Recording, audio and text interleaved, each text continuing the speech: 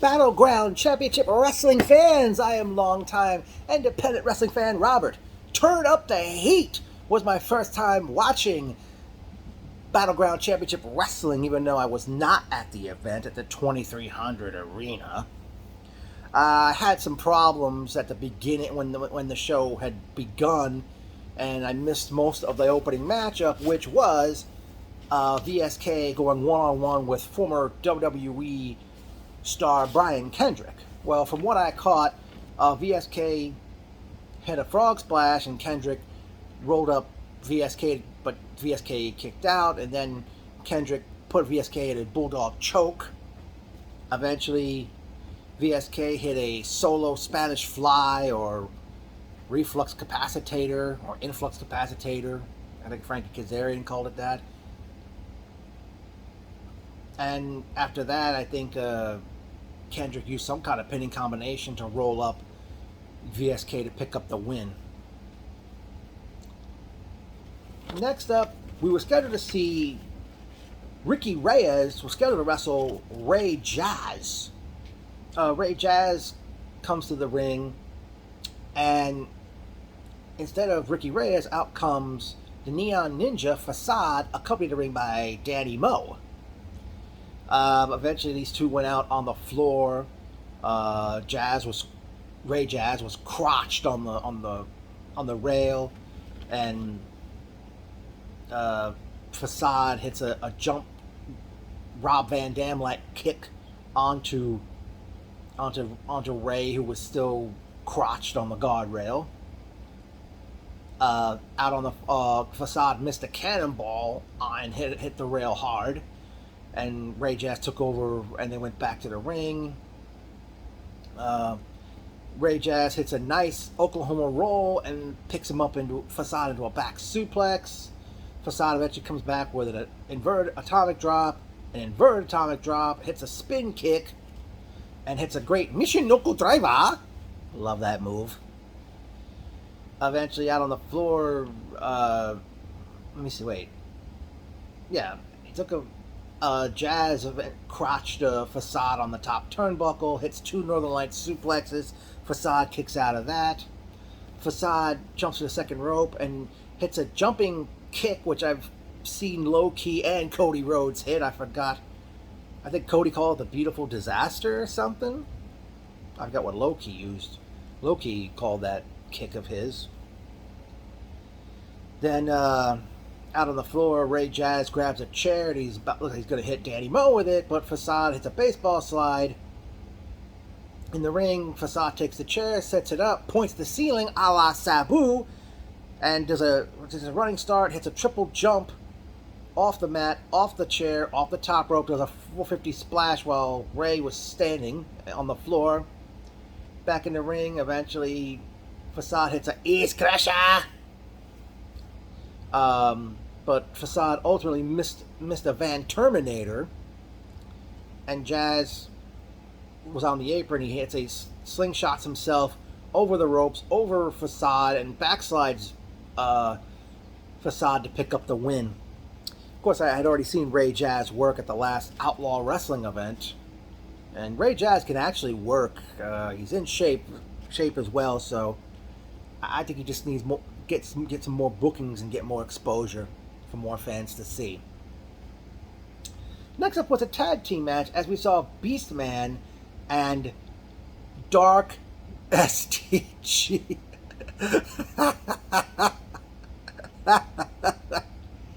Dark STG is Stephen Gibkey, who I remember is or was one half of a tag team in Jersey called the Down Boys.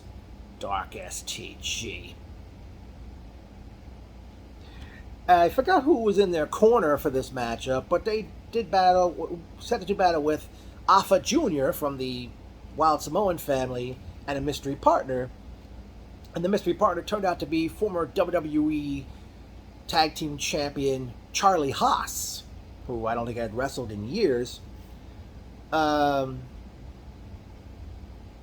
Eventually, Haas goes outside the ring. He gets a slice of pizza from a fan, and eventually comes back in the ring.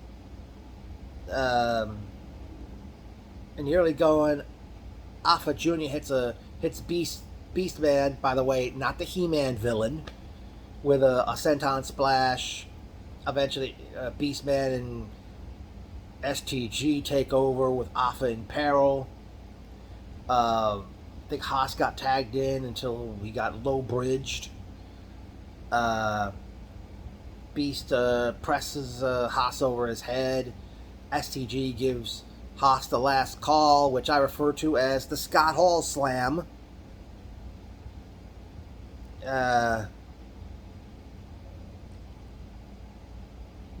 Beast decides to have a seat on Alpha's chest. No, Haas's chest, sorry. Alpha saved, had to come in and prevent the pinfall from happening. Eventually, Haas low bridges STG. Alpha gets tagged in. Beast avalanches Alpha in the corner. STG attempted a spear, but he speared Beastman. Haas cactus clotheslines STG over the top rope. Alpha says hello to his cousin Rikishi with a top rope splash and pins Beastman to win the match. And after the matchup, STG tries to chop Beastman's head off with some kind of an axe, but Alpha Jr. came back in the ring, and STG leaves the ring, and Alpha and Beastman shake hands. So I'm not sure where they plan to go with that. Again, it was my first time seeing Battleground Championship Wrestling. Next up, a match pitting two former tag team partners in Impact Wrestling. Willie Mack went one-on-one with Rich Swann. They had a dance-off just before the bell. In the early going, Swann goes for a Hurricane Rana, but Willie Mack cartwheels out of it and hits a Rana of his own. Mack hits a jumping knee strike. Mack hits a DDT. They go outside. They're like exchanging chops, and Swann. No, I'm sorry. Swann's got his back against the rail, and Mack goes for a chop. Instead, he gives Swann the purple nurple, or was a double purple nurple. Mack hits a corner splash. Swann eventually comes back, hits a forward roll into a jumping clothesline. Hits some jab punches into a round kick. Then he snapmares Mack over, hits a soccer kick, which is like a kick right to the middle of the back. Mack eventually hits a Samoan drop. Then hits fouled by a standing moonsault. Swann hits a neck breaker, a running back kick or running jump kick. He like ran over Mack's head, and as he jumped, like one of his feet hit Mack right in the head. Mack at one point seemed to have hurt his wrist in the matchup. Mack launched Swann in the air, hitting him with a forearm as he was on his way down. Then he hits a spine buster. And then Swann hits the springboard ace crusher, and it looked like the match was over, but the referee said, no, it was only two, and Mack had got his shoulder up. Then Swann hits the Phoenix Splash and pins Willie Mack to win the matchup. Then it was time for Tim Embler's, Battleground Championship Wrestling owner Tim Embler's announcement. He talked about the fact that the building had once been known as the ECW Arena. He just had announced that the next show, which is Saturday night, December 17th, from the 2300 Arena, the show is titled A Tribute to the Extreme. They announced that they are going to induct Rob Van Dam into the 2300 Arena's Hall of Fame. If that wasn't enough, Rob Van Dam will be wrestling as he goes one-on-one with Rhino. And if that wasn't enough, also that night, the Dudley Boys will reunite. Also scheduled to appear the hardcore or extreme icon, the Sandman, the franchise Shane Douglas, the suicidal, homicidal, genocidal Sabu, ECW's founding father, Todd Gordon, and the man who loves to whistle, the man who calls it right down the middle, Daddy, Bill Alfonso. I'm sure they're going to add more because, December's 4 months away, and I'm sure Tommy Dreamer's going to be there. You can't have a show like that without Tommy Dreamer on it, but there'll be much more, I understand, to come. Then they did go to intermission at that point. Then the second half of the show gets underway as we have a women's match between Micah and top tier Jasmine Allure.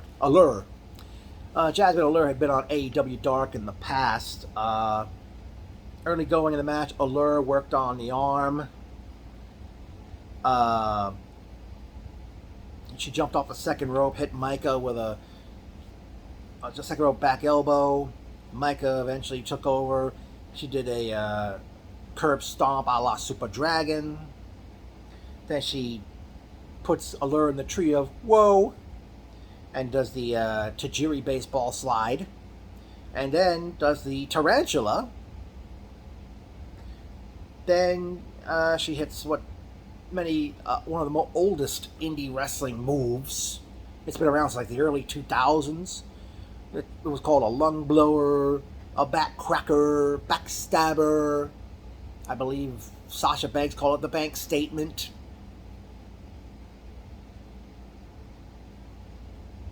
And eventually Allure, out of nowhere, hits what they call the teardrop and pins Micah to pick up the victory. Now, I'm sorry to say this, but I don't know, maybe these two ladies did not click with each other. That's the only thing I can think of. And I just kind of felt bad for them going on after intermission. And I don't know if it was me or like the sound, couldn't hear the crowd too well. I mean, sure, they had one person commentating the action, but I really couldn't hear the crowd that well. Maybe it was a damn audio problem on part of Fight TV. Alright, next up was tag team action as we see Buddy Matthews and the premier athlete Tony Nese do battle with the Machine, Brian Cage, and truly blessed Casey Navarro.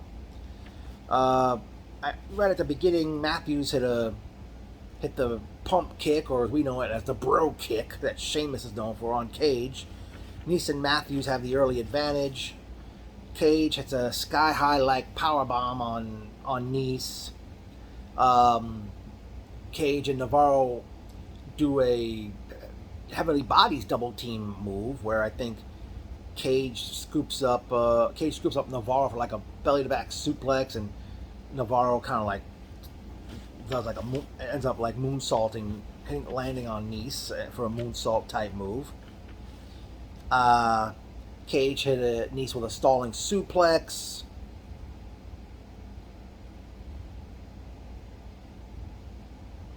And then followed that with a standing moonsault. Nese avoided a top rope splash where Navarro was on top of Cage's shoulders. He hits an enziguri on Cage. Eventually,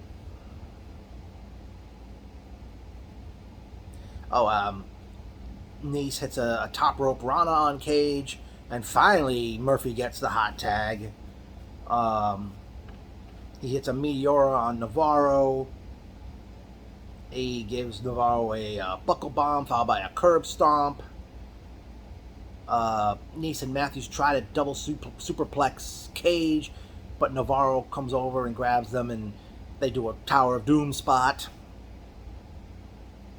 Then they have a great sequence of moves with forearms and fists and kicks. Eventually, like Matthews,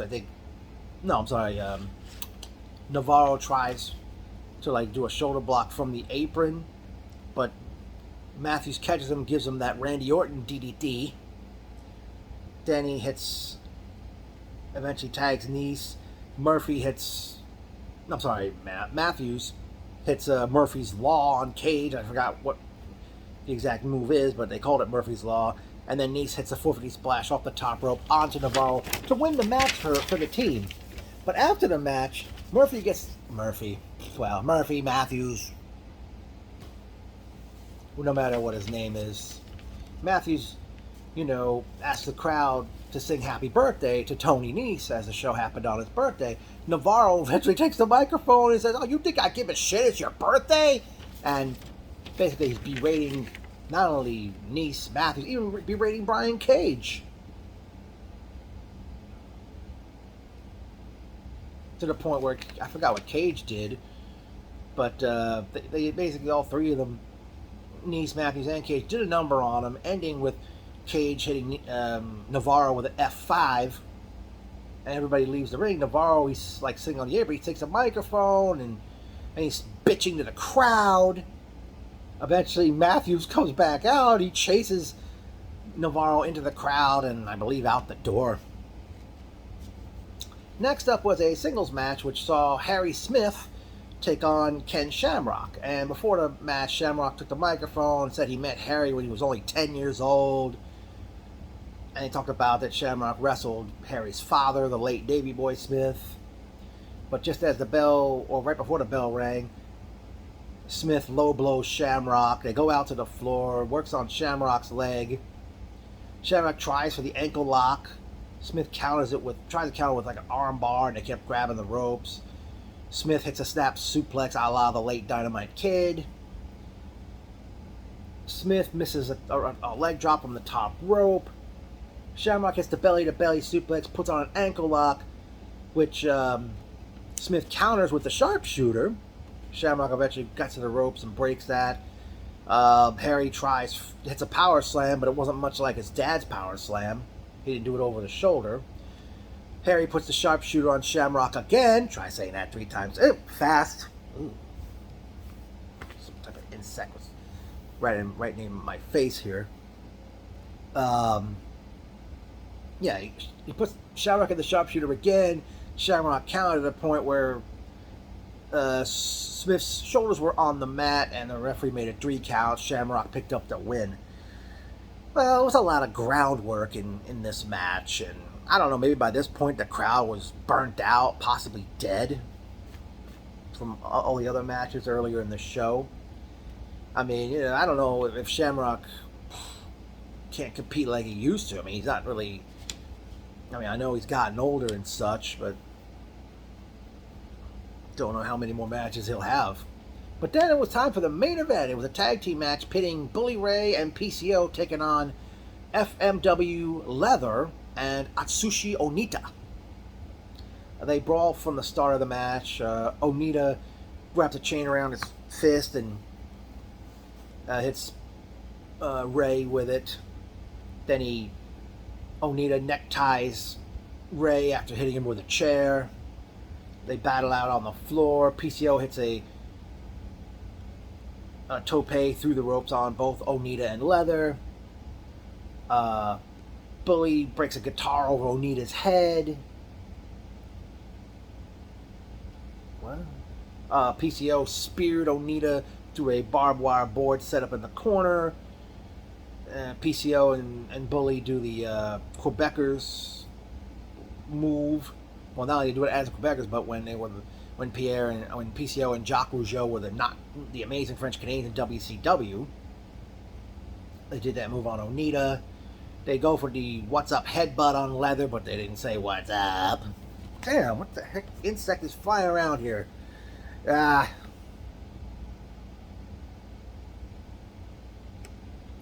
PCO does a top rope cannonball on the Leather through a table on the floor. Bully powerbombs Onita on a table, while Onita was positioned on the second rope, but the table didn't break. Bully does a second rope, jumps off the second rope, splashes Onita through the table. Onita spits red mist in Bully Ray's eyes, followed by a DDT. Onita breaks a chair over Bully Ray's head, and then hits another DDT, and Onita gets the pinfall, enabling he and Leather to pick up the victory. After the match is over, Onita takes the microphone, and he challenges Bully Ray to come to Bully Ray to come to Japan for an exploding ring death match. Bully Ray didn't really give an answer. He took the microphone, and I forgot what he said to end the show. And definitely my first time seeing Battleground Championship Wrestling live. Well, it wasn't at the show again, but it was great seeing it live.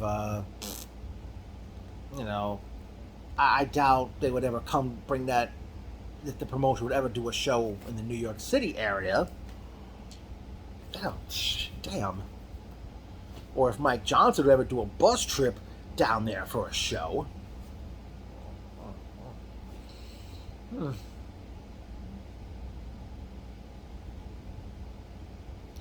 But I will say, it was a great effort.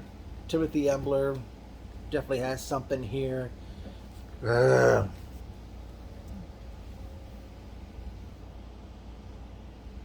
And, like I said, Battleground Championship Wrestling got a great thing going, and,